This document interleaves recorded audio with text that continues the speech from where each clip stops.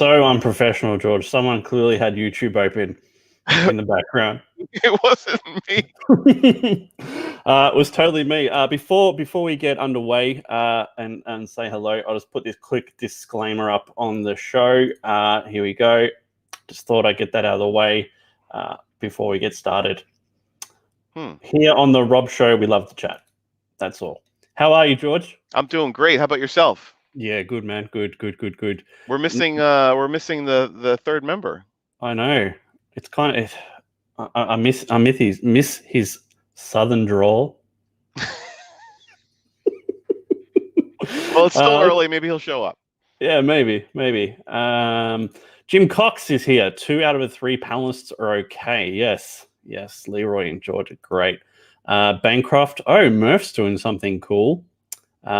Yesterday's full hail. Any tips from getting out of jury duty, George? I got out of federal jury duty once. My daughters were graduating the exact same week I got called to attend, and they had all kinds of stuff planned for the whole week. And I did write them a letter, and they did get back to me, and they suspended it. But outside of something like that or something major, good luck. Federal is tough. Now, local, you probably just give them a call and say, "Hey, can you just push it back a couple of weeks?" And they'll work with you. I got called in for jury duty once. When I worked at a phone company, an energy, like a call center. It was so good because I hated that job so much.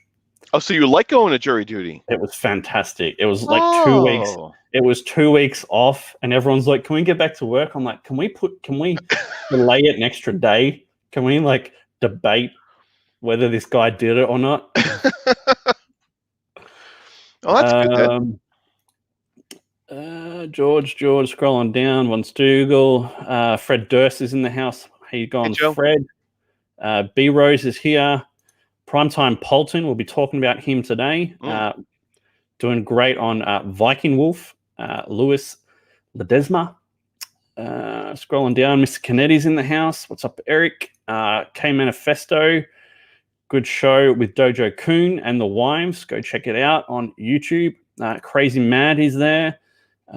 Scrolling. Johnny Cage, good to see you back, man. I hope everything's killing it down in Brazil. J-Ro. Random Task. Scrolling. Amanda B. Thank you for being a friend, Amanda. She's great. What a great addition to Comicsgate Amanda is. And she's been writing for the Splintering lately, too. Has she really? She's been doing reviews. Of what? Well, she did Mavericks about a week or so ago, and she's got another one coming up, I believe. Ooh, maybe we should have a look at that Mavericks review. Hicks Villain. Bancroft, Black Rose says, Bancroft, when you posted that disclaimer, did you see the watermark on the corner? The result was not guilty. There just wasn't enough evidence, and it was a weird case. So what was the result? What was the result? Not guilty. Oh, okay. Yeah. It was one of those cases between someone young and someone old. Very. Eric McIntyre's in the house. I borrow ideas. I've got 20 people in here already, so thank you everyone for tuning in. We've gone past 400 subscribers now, George. So hey, congratulations! Thank you. We're ticking along. So what I want to talk about today, and if you have any questions in the chat, please let us know, because we come in with topics heavy here most of the time. Is growth from creators. Like, we're seeing a lot of it, and it is a really cool thing. I'm just going to send Murph the link. He might pop in and do some drawing as well. Okay. Which will be sweet. You said you wanted everyone to be reminded of something about him as well. Yeah, he's doing a stream a little bit later, so I thought I'd send everyone to him when we're done. Great. So let's share some screens here. Flying Fortress. That's an old one. Yeah, Eric the Man Weathers, 660 backers. Very good effort. Battle Brick Road. He's next IP. 1,474 backers. Yep. Absolutely killing it. You've got. We'll go through them and then we'll go back. You've got Okay. Polton, U.S. Assassin here. Sea Dog, codename Killswitch, 22. Viking Wolf, going really well. Downcast from Clint Stoker. 1, 2, and then 3. Yeah, 3's doing great. Yeah, it really is. And then he's also got Fatal with Snogans, which is massive. Ethan, 500,000, 8,500 backers, to 1.2 million with nearly 12,000 backers. And don't forget, Ethan had like 3 versions of that campaign, though. That Blood Honey campaign, there was 3 versions of it. So I think added up, it was still, I don't know if it was 1 million, but it was close. Graveyard Shift, Volume 1, 2045, 2, 2364. And then, no, that's not the one. This one, 3,318. Wow. So there's some crazy growth. And what do you think it comes down to, George? Well, I mean, I think with each one of these, it's unique. Like, well, first of all, just generically with all of them, these are folks I know that treated their backers very well. Yeah. Just very generically. Got their books out, packaged them well, and gave a fantastic product and gave you your money's worth. So whether it was book quality or all of the extra bonus items that they sent to you, everyone felt like it was money well spent and they wanted more. A lot of times when you're backing a creator for the first time, you're kind of hesitant to back them big. So maybe you'll just back at the basic $25 tier. But then once you know they treated you right, you're willing to spend $50, $100 or so. Proof that you fulfilled is very important. Is that something that's important to you as well, George, when you're backing something? Yes, very generically, yes. I think I will back higher on stuff I know I can trust the creator. So when it's a new creator and I am interested, I might just back to basic. But yeah, proof that you fulfilled is important. Hey, Murph, how you doing? What's going on? Hold on a second. YouTube. Let me get everything going here. I just got a new microphone, a new Yeti. Wow. I don't know how good it sounds. I'm trying to get the EQ sound right. What's going on, George? Hey, what's going on, Professor? I don't think we've ever a stream together. When I say professor, I mean it respectfully, just so you know that. Well, some people think it's just a name. They don't realize I really am a professor. So they're like, what kind of pretentious guy is this to call himself Professor Murph? But no, I am a professor. Oh, wow, we're going Blast from the Past, huh? Flying Fortress. We are. We're going through some growth, some projects that have had some really good growth. I'm just trying to figure out if there's a reason why. That's mainly Dean from Nestor's. George and Murph. Are you going to do some drawing, Murph? Hail Vanessa. Yeah, I'm drawing right now, but I can go ahead and share a screen. But I figured there were things you wanted to look at, so I don't want to hog your screen. I guess you can just. I'm doing explosions right now. It's fun. This is the last page of the issue 3. I added additional pages to the campaign, and so once this one's done, 3 is going to the printer. 1 and 2 are shipping to me this week, so I'll have them by Tuesday. That's exciting. So yeah, all I got to do is get 3 printed, and then I can fulfill the first shipment, the first half, because I broke it into 2. Does that mean something? What Michael Bancroft just said? The gain's a bit high. He's coming in a bit loud, I think. All right, let me turn the gain down. I adjusted him, so let us know that he's fixed it. I don't know if it has. I'll fix it on my end. It's a brand new mic, so there's going to be some troubleshooting involved. So, yeah, go back to your thing and let me see if I can. So back to the Flying Fortress one. Don't forget there was 2 versions of the campaign. So there was Flying Fortress Remastered, and there was a Battle Damage Edition. I think combined it was around $45,000. And then when Eric was not closing, but when the final 60 days was done on Battle of Brick Road, I can't remember where he was at, but he got a huge boost with the Roquefort variant that dropped, if you remember that. Oh, yeah. So like I said, generically, I know these are creators that have fulfilled before, and people are coming back for more. But there's also specific reasons as well to each one of these, and that cover was a big deal, if you ask me. I also think there's a couple of other reasons too. I think when Eric was doing this, he was probably known as a letterer, but by this time, he was the letterer. He is the guy. Like, everyone knows who Eric Weathers is. Couple that in the fact with, I think this, for me, this is a much more interesting IP than Flying Fortress. What do you think about that?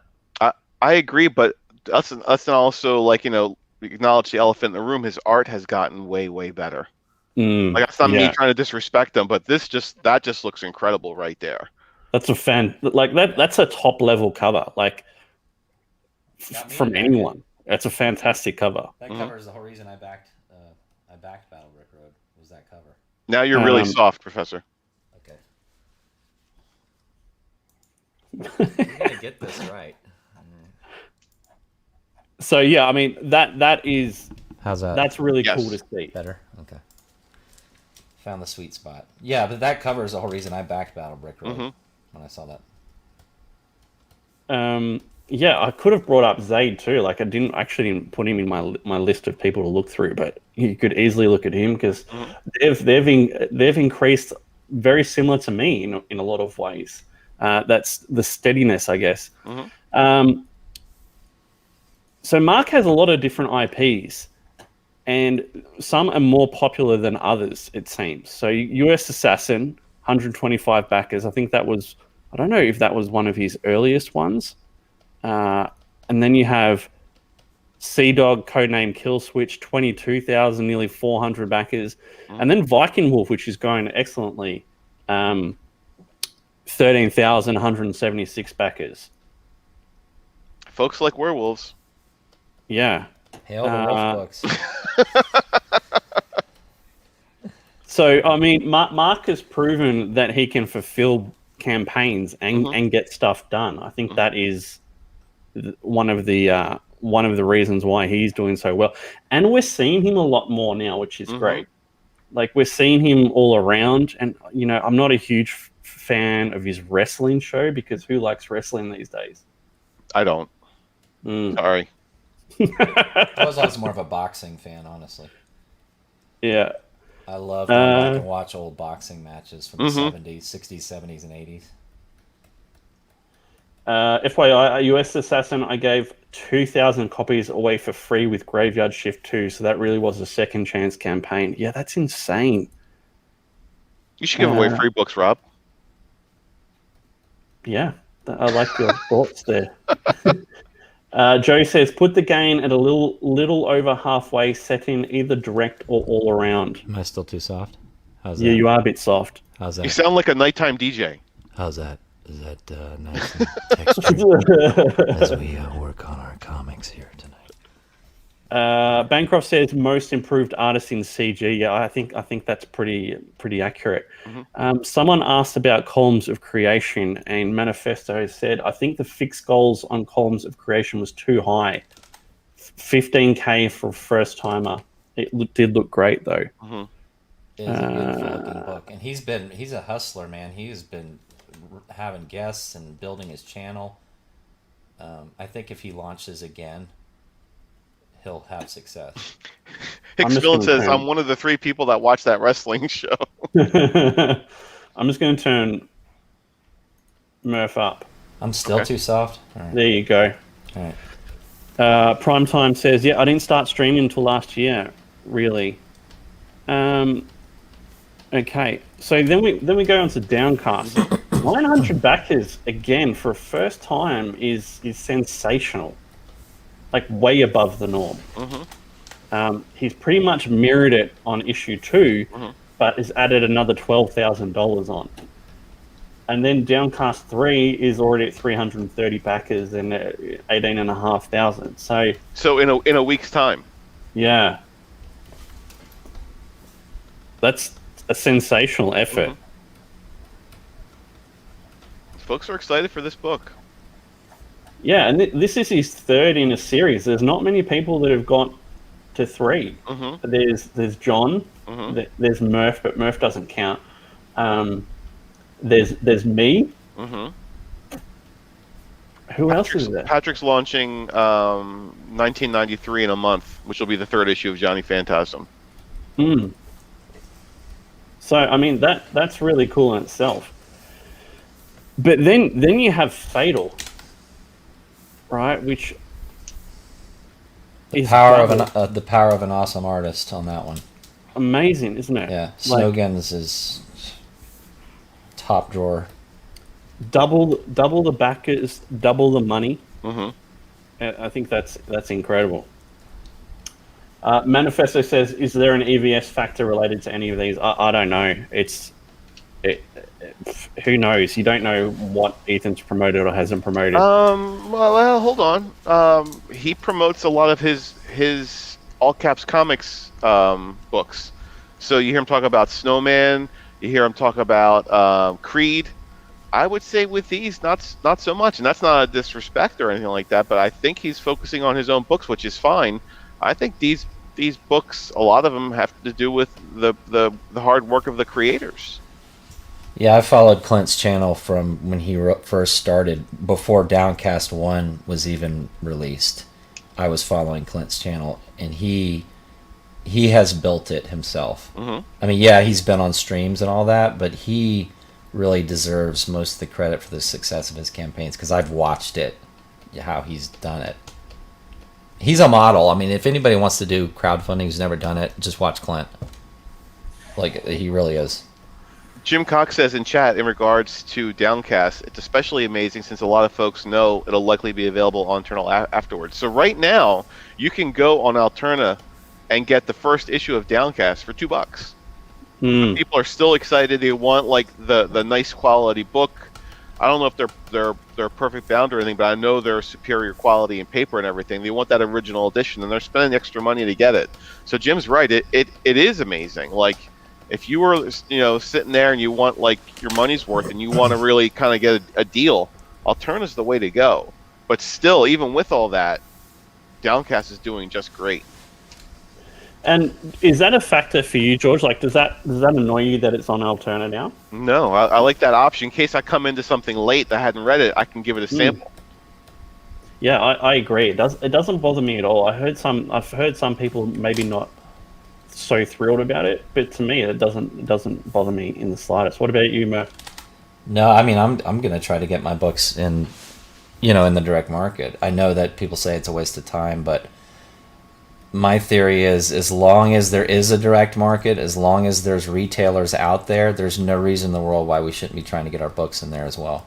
I don't see the logic in just trying to reach a crowdfunding audience. I mean, if there's bookstores, get your books in there.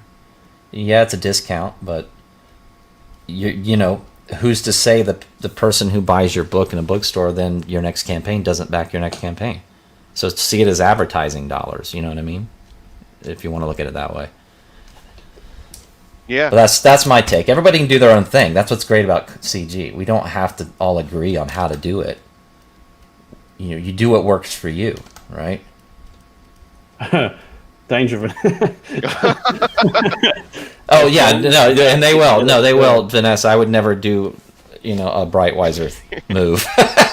Like when I'm going to MegaCon and I'll have issues 1 through 3 with me on hand at MegaCon, but they will have already shipped by then to the backers. So, That's coming up. That's only a few months away. Sure, you August. Can that? Yeah, I mean, I'm going to print in a couple weeks. So I mean, 1 and 2 are done. They're printed. 3 is the only one holding me up, which is what I'm finishing right now, and it's already ready to go once I get this one colored, this page colored. So yeah, my printer's in Cape Coral, so he's right down the road from me in Florida. So you can just literally go to the warehouse and pick it up yourself. Well, I'm not going to drive to Cape Coral, but I could if I wanted to. I mean, he's a good 5 hours away because I'm in Jacksonville, and so I'm in North Florida. But his turnaround's really fast. It's the same printer that does Scout Comics, does all their books. I don't think I don't think you know what the phrase "just down the road" means. Hey, well, hang on. When a printer that I was looking at was Print Ninja in China, okay, Cape Coral's just down the road. Okay. So yeah, like we have a few beast creators. Mark Polton, right? He's produced books after books. Patrick, would you put in that as well, George? He did Johnny Phantasm 1977, then did a reissue of 77, then he did 1985, then he did his action figure campaign, which is actually shipping now, and now he's doing Ultra Star. So he's on his, I think, 5th campaign. And he's doing another Johnny Phantasm thing? Yep, I think he's launching in another month. But you've done multiples, because you released Replicator 2 a couple of times, correct? Yeah. But I mean, like, this is my 3rd issue. I think Patrick is probably ahead of me because he's done Ultra Star, he's done toys as well. So I'll give him that for sure. Is there anyone else that comes to mind? We've got Polton, you've got EVS. Patrick. EVS? Yeah. He did multiple versions of Blood Honey, and then he did the Unforgettable Tales. He's got warts and all going on, and there was something else he did. I'm forgetting. Oh, he's doing Rainbow the Brute. So he has multiple things out there. And maybe Malin as well, considering he's on 3 graveyard shifts. He's done multiple supplemental books, and that pin-up issue as well. And again, Mark Polton. Yep. So absolutely. Yes. Compass. Yeah. EVS from 530 to 1.2 million. That's not bad. Don't you love how there's levels in this game? Like, someone may be looking up to me and going, "Oh man, he's got 600 backers and 40,000," and then I'm looking up to the next guy and going, "Holy, he's hit 100,000," and then everyone's looking up to EVS at 1.2 million. That is just crazy. I can't, it's hard to wrap your head around how insane that is. Well, and it's also hard for people to get perspective, too, because when they come into it, people don't realize how hard it is just to raise $25,000 on a campaign. It's very difficult. And they come into it thinking they're going to do 50, 60, 70,000, maybe it's hit 6 figures. And it's just so unrealistic to expect that when you're jumping in the beginning, even on your 2nd or 3rd campaign. I mean, look at Fatal, how successful it is, how great it looks, and he still hasn't hit 6 figures. And that's a 6-figure book, like in my opinion. Like it should be. And it will be eventually, I think. But it's not easy. No, it's not easy. And that, I've said this before, but when people say like this is a 6-figure campaign, that does my head in. I know you hate that. I hate it. It's but like, you know what I mean. You know what I mean. Yeah. I know what you mean. With the publicity Fatal's got and the quality of it and the fact that it's Clint's 3rd campaign, it should be 6 figures in my opinion. It should be. And then Malin, he's removed this video for some reason on his original campaign. I wonder why that was. But yeah, like his 1st and 2nd campaigns weren't that far apart backer-wise, but he added an extra $70,000 on. Wow. And then with 3, like that's jumped up 1,000 backers and nearly $100,000 on the previous one. Wow. I'm sure it's because Rob Arnold's involved in that one, though. Maybe. Yeah. Yeah, you're becoming a beast. I'm hearing your name come up on all sorts of different campaigns, Rob. Oh. It's like, yeah, Rob did a guest story on this one. Rob did a guest story on this one. Like, man. So I'm a low-key beast. Yeah. Oh, whoa, don't say that when Shane's around. Here are some. So here are some outside of the box. These aren't growth ones, but these are ones that are in an interesting situation, George. Okay. Right, so, War Party. Wait, what's that? $14,250. 334 backers.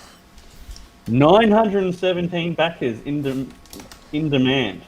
So an extra, just under 600 backers, which is insane. Up to 38,000. Must feel pretty good, Murph. Yeah, I mean, it's... You have to keep your head level and not you have to remember what you got into this for, because like I said, when I started, I would have been happy with $15,000. That's why my goal was 10. I was like, if I can just get 10 to 15, I'll pay for the rest out of pocket. I went into this expecting to go into debt to deliver this thing. I expected it. I did not expect to make money. But the campaign grew. You know, I didn't have action figures. I didn't have a slipcover. I didn't have an issue 0. I didn't have a handbook. All those things were added during the campaign because I started to gauge what it was the people that were interested in the book I felt they wanted and what I felt they would support. And once I was able to gauge that, then I knew what I could offer realistically, and it just happened to work. So it's every campaign's different, as you know. And I mean, I listened to you in the beginning a lot. I listened to Clint, and I followed what he did. I paid attention to what EVS was doing with his campaign and his toys and things, and what Patrick was doing. So I was kind of watching everybody and just kind of taking my cues from what I saw other people doing, and then said, okay, well, what will work for this? What will work for my campaign? And I'm not done. I'm not closing it until it hits 1,000 at this point. I've determined. I'm making a statement right now. I'm not closing this campaign until it hits 1,000 backers. Was there something you would have changed in the beginning before you launched to have a more successful initial run? I would have. Yeah, I didn't do the live stream thing pre-launch. I didn't even have a Twitter account when I launched. I didn't know any of you. No, I didn't know any of you. So, I mean, I'm not kidding, the first 3 weeks of this project was just flying by the seat of my pants. It was just word of mouth. I mean, I was doing everything wrong, honestly. I remember. Yeah, I mean, nobody knew who the heck I was. Why was it so cheap? Why was there so many books? Why would, and I had to get out there and hustle and hustle and hustle for, 6 months pretty much, and it worked. But it's because I put the time in. And yeah, I mean, there's always things you could do better, but I mean, I can't complain. Good Lord, I'm at, this thing will probably hit $40,000 before it's all said and done, or 1,000 backers or more. I have other plans. I have other strategies I'm going to roll out in the next 3 months, including going to MegaCon, which will help. No, you're all awesome. Everybody's got their own personality. I remember Leroy was the one I was like, I gotta win this guy over. This guy's like hardcore. I was really worried about, like, I was scared of Leroy. I was like, this guy, man, he won't hesitate to call anybody out any moment. So I was like, if you can please Leroy, I think you can please any CG'er. Well, I'd throw a wrench in that statement and say you can't get on the bad side of this lady here. No, I know. I've heard her talk about your boy with some choice words for your boy. Yeah. Oh, sweet. Random task, just back to Professor Murph. Oh, thanks. Appreciate it. Legend. It's always great. It's always awesome when it happens on a stream when you're live.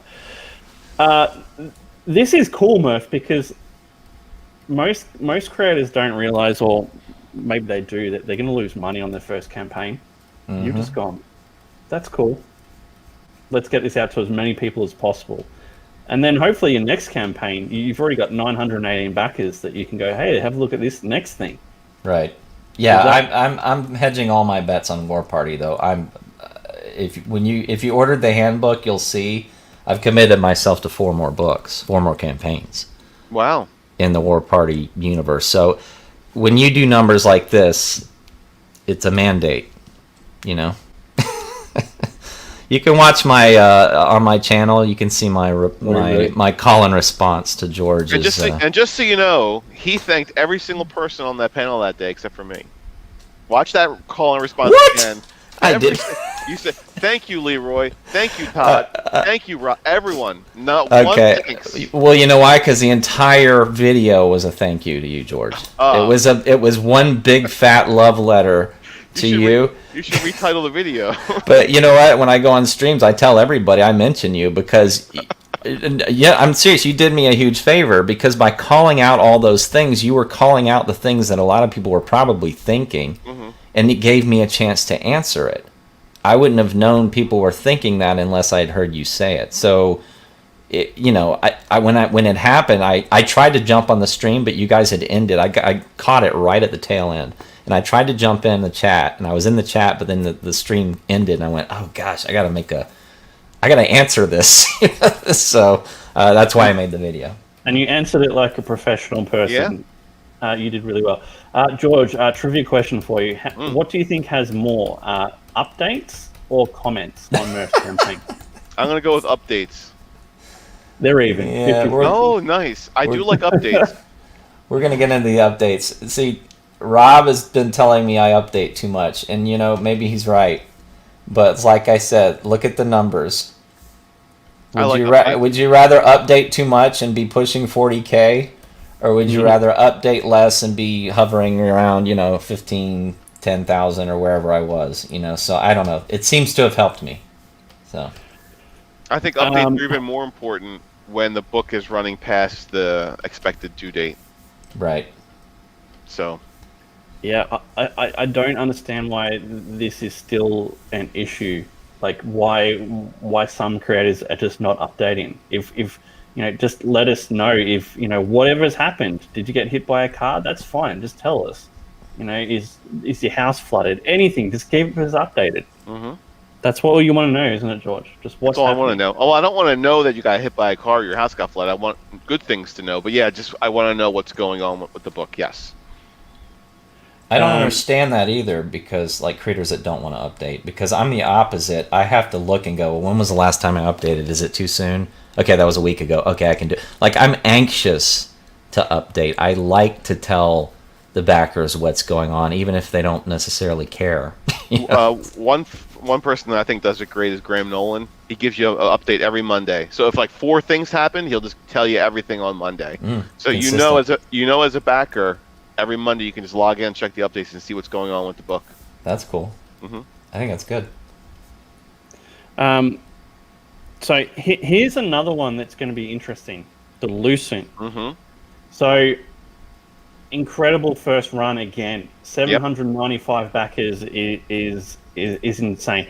I like to say, and it's not gospel, but if you do over 250 backers on your first campaign, that is a sensational campaign. Mm-hmm. Right, so to hit nearly 800 on your first is fantastic effort. He's at the printer right now, by the way. I'm very excited for this book.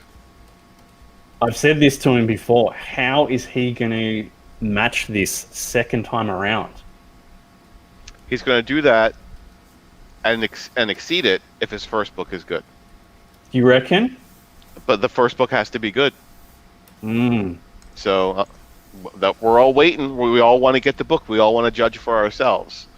But if that book if it's done well and looks as good as it is on stream, we're gonna fund the next one. Since you mentioned that, George, I would like to ask, and you don't have to cite specific. Mm-hmm. I don't want you to cite specific examples, obviously, but of the books you've received, CG, how often are you pleased with what you're getting, and how often are you disappointed or feel like you didn't get what you were expecting? Rob just asked me this 15 minutes ago, maybe 20. I would say, in general, all books, not just CG, all books, I keep about 10% of what I buy.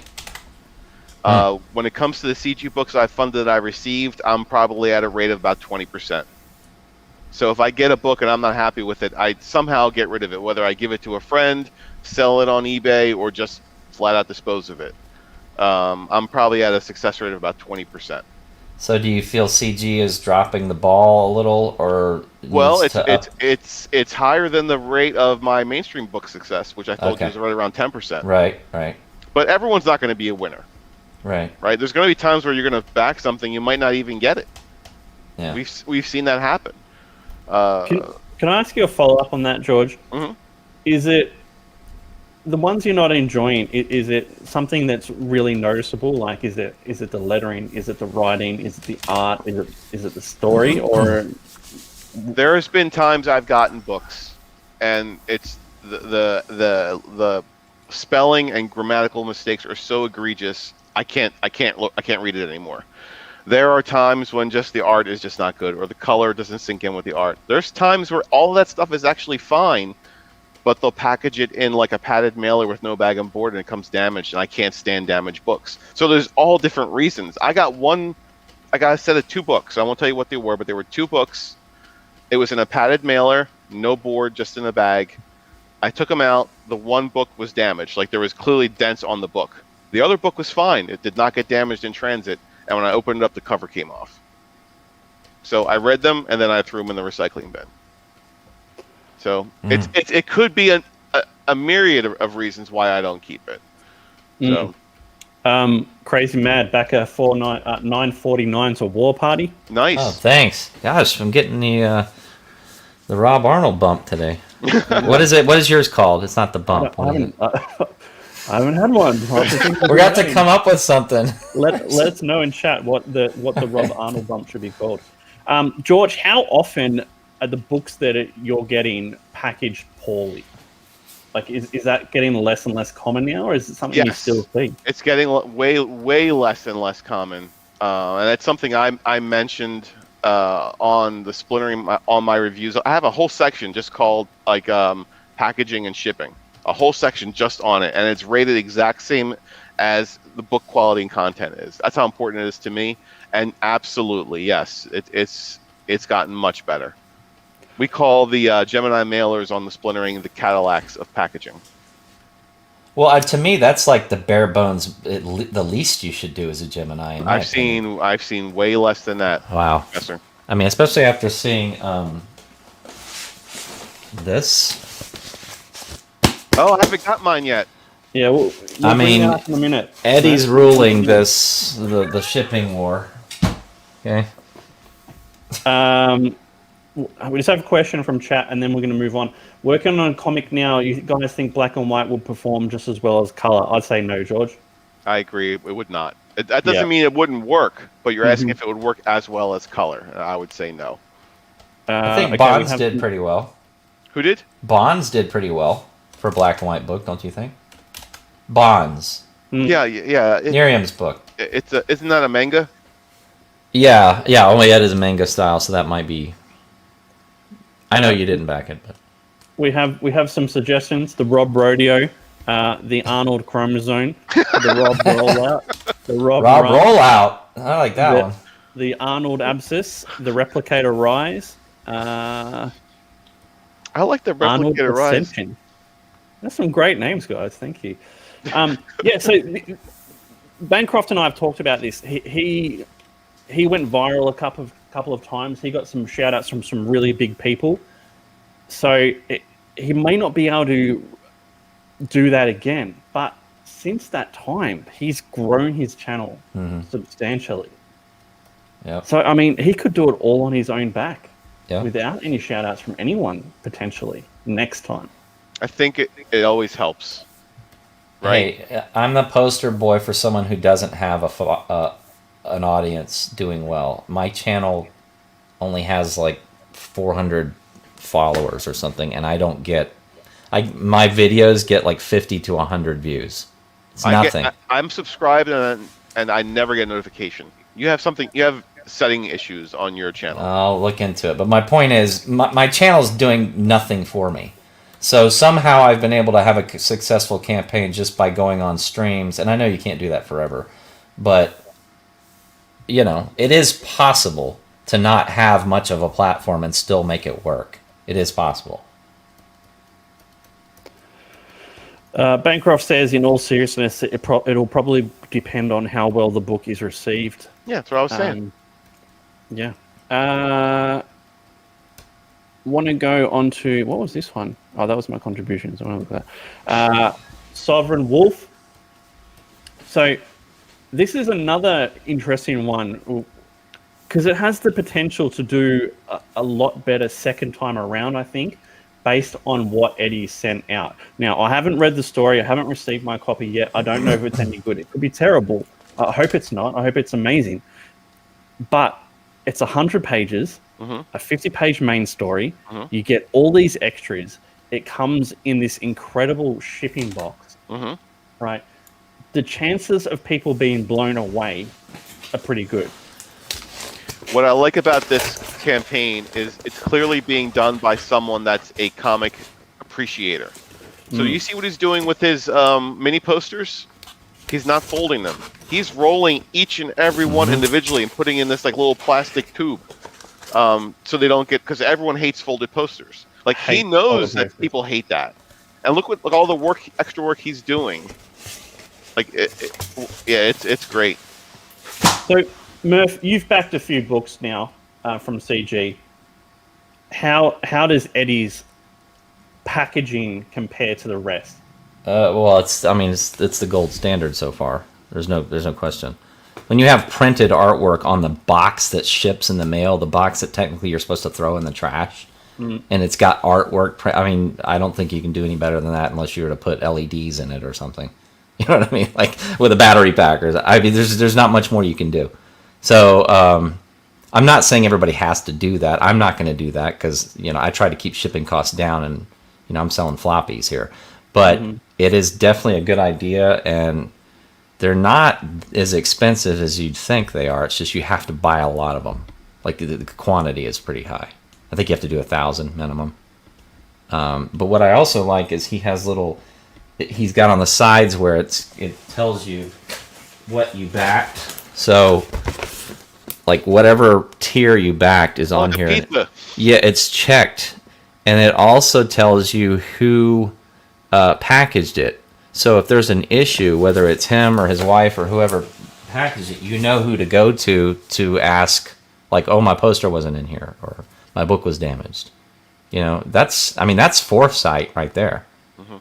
It's pretty impressive. So now I do think he's eating a lot on shipping, because he shipped mine priority. I don't know if he's doing that with everybody, but that's going to get really expensive really fast. I'm shipping media mail.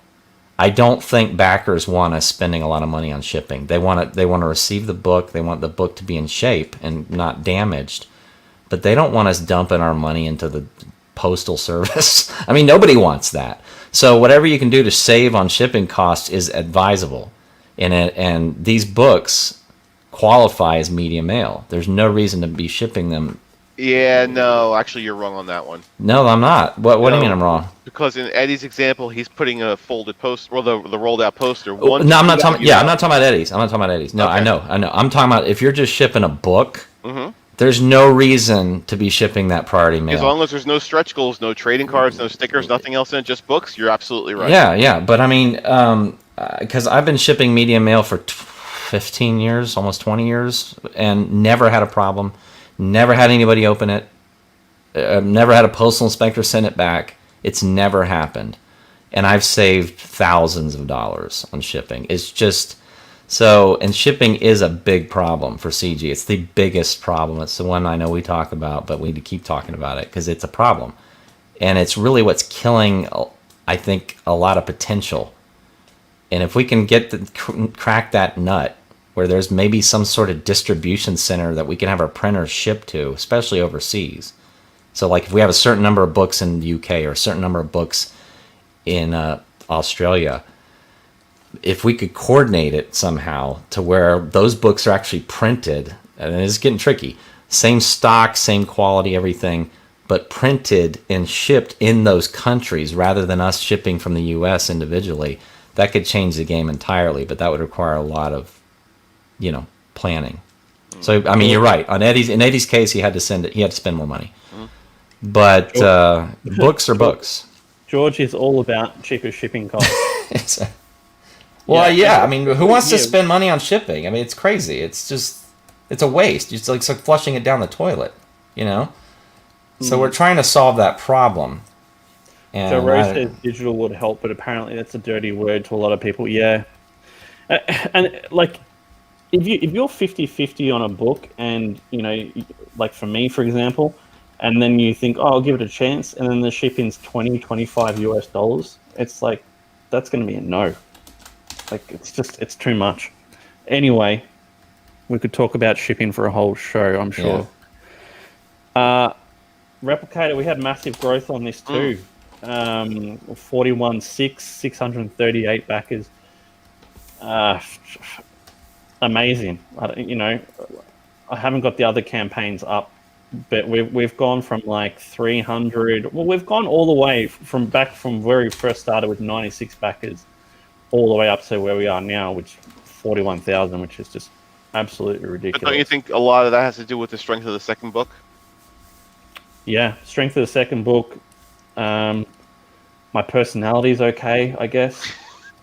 I think it's from the second book. I think people got the second book like, this is actually an excellent book. Or if they didn't, they heard from people whose opinions they trust, and they said, "Wow, this person likes it. I'm going to give it a shot."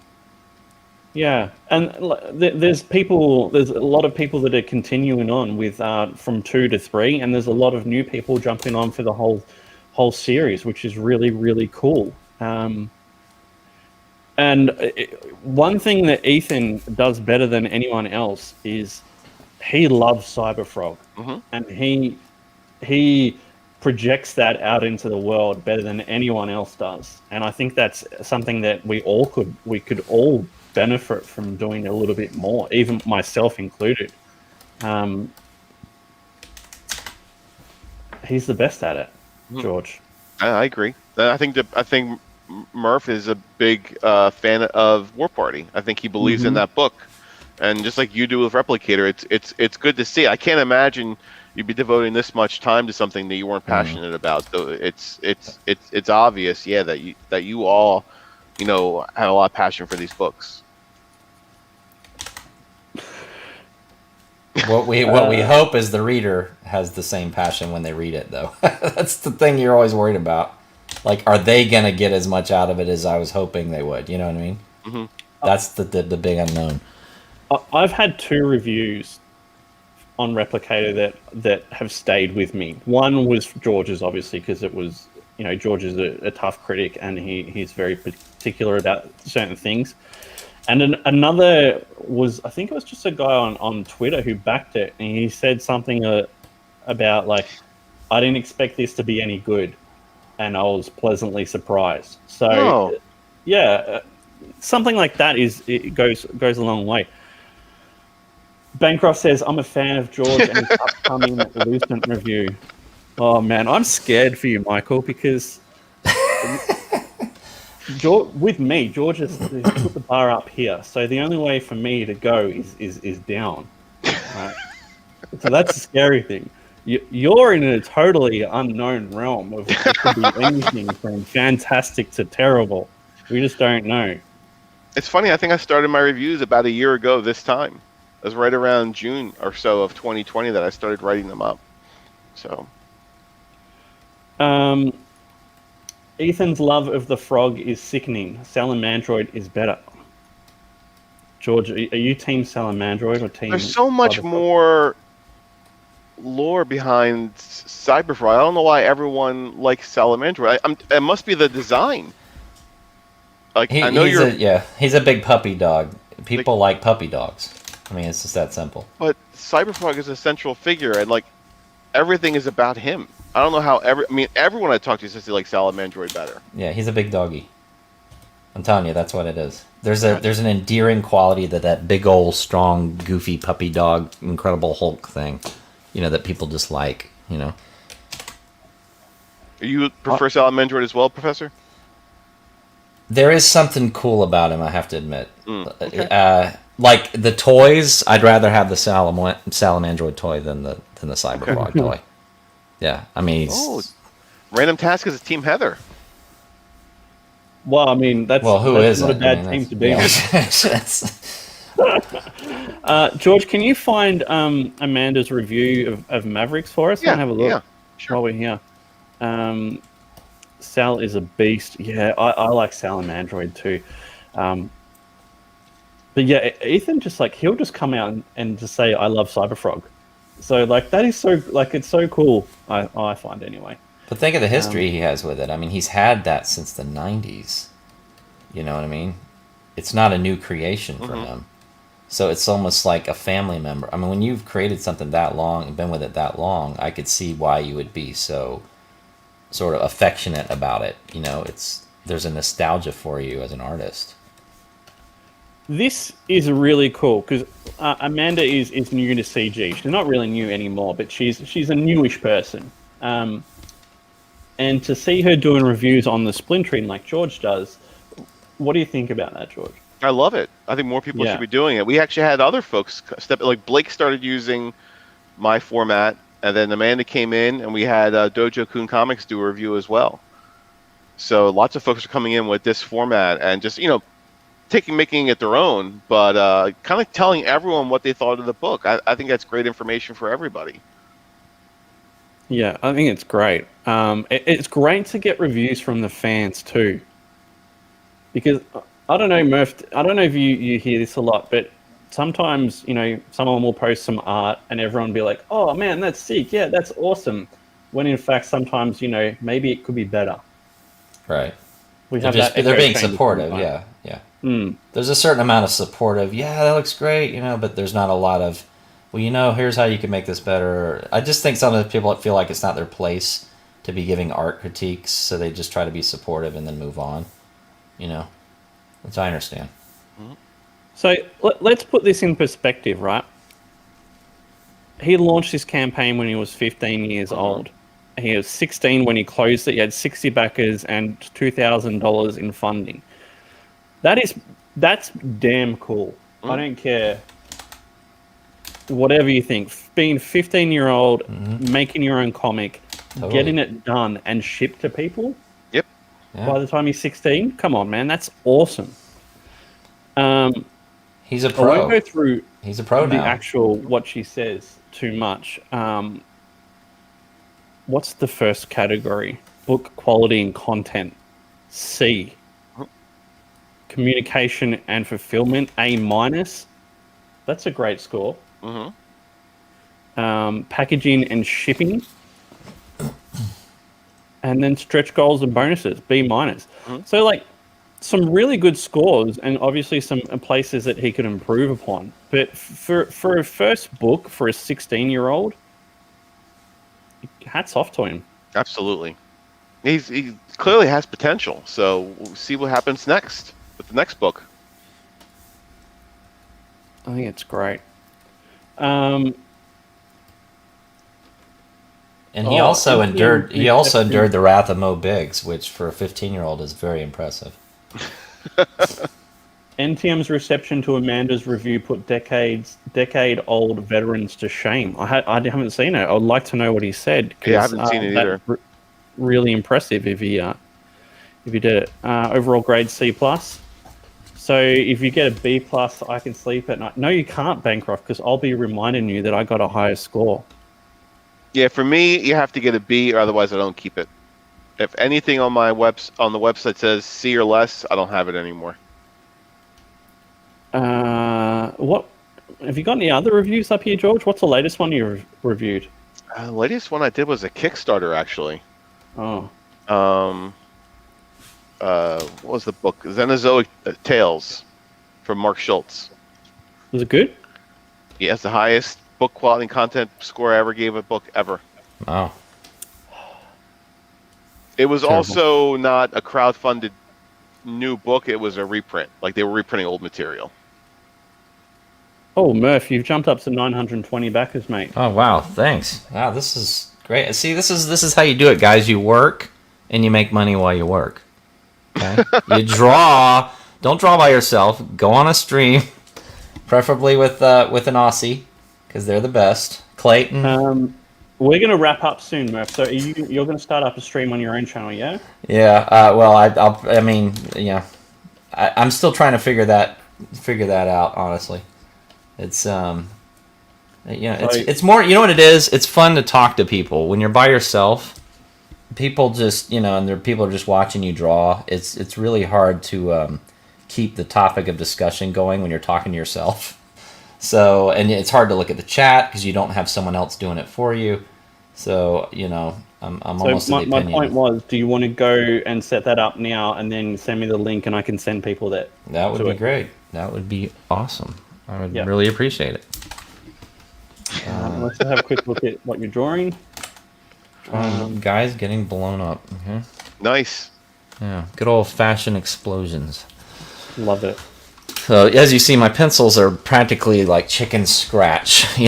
I don't waste time on penciling these days because it's all, you're just laying out and then you get in there and the fun stuff is the inking. That's really where the fun. I saw that you're drawing covers for 5 and 6 traditionally.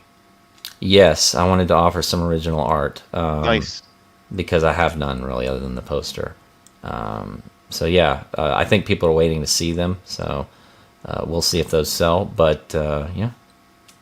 Murph, Nice. just before you go, what would you say to Michael Bancroft that's only sent 12 updates?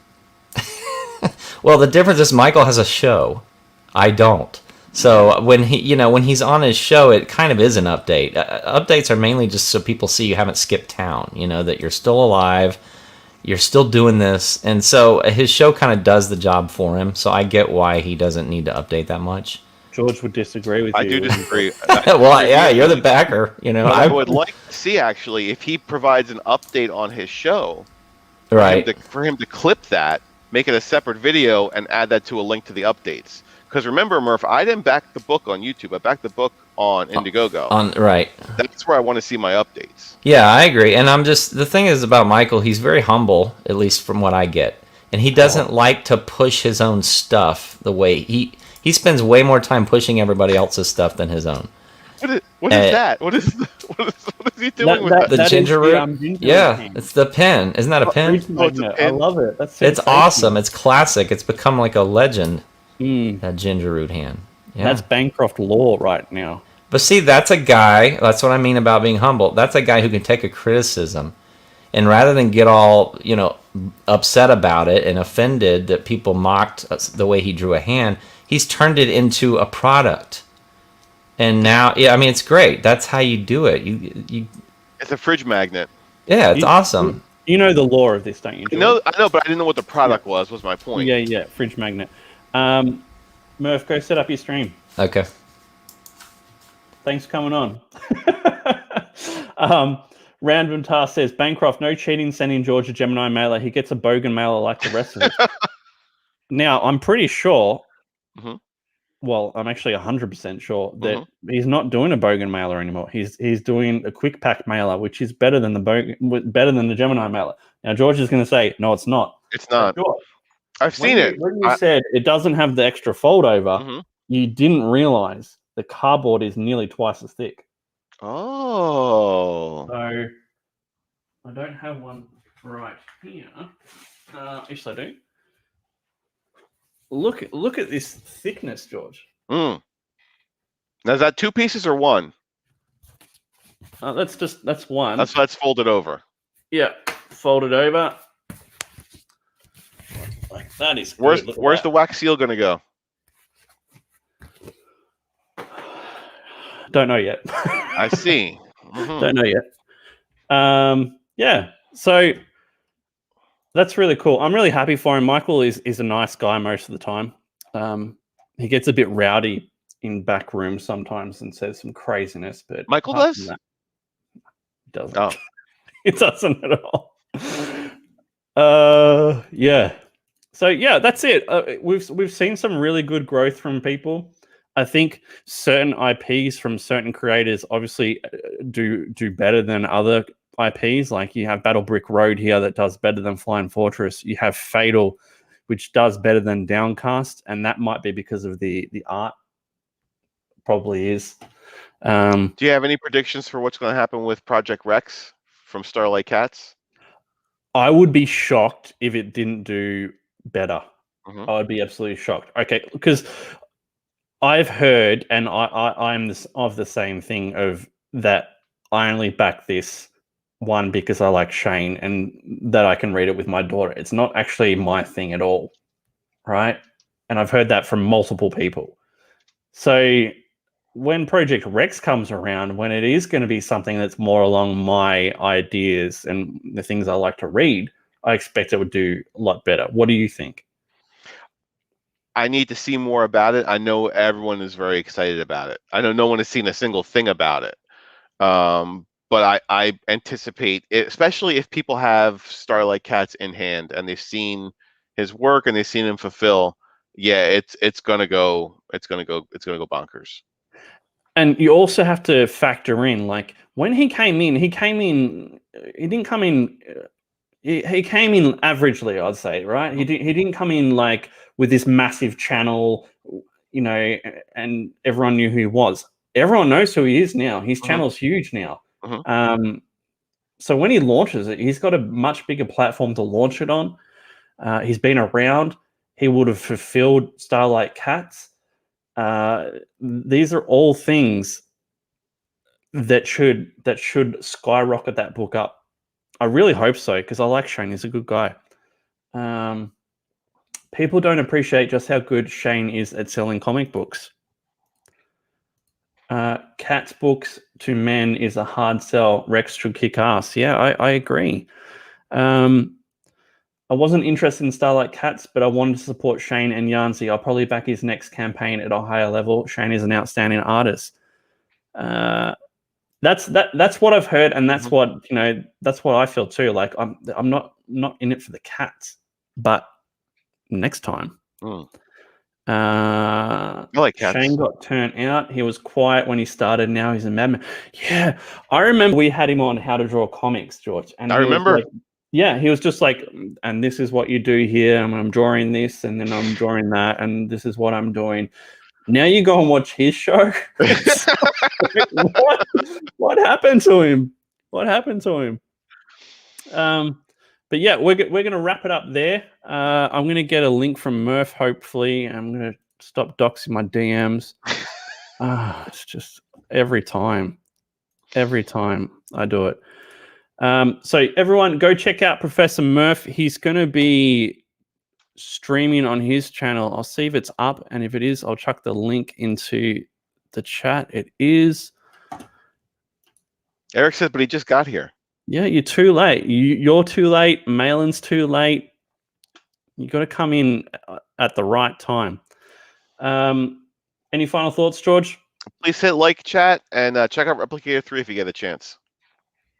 Yeah, awesome. Thanks everyone for hanging out, and we'll see you next time.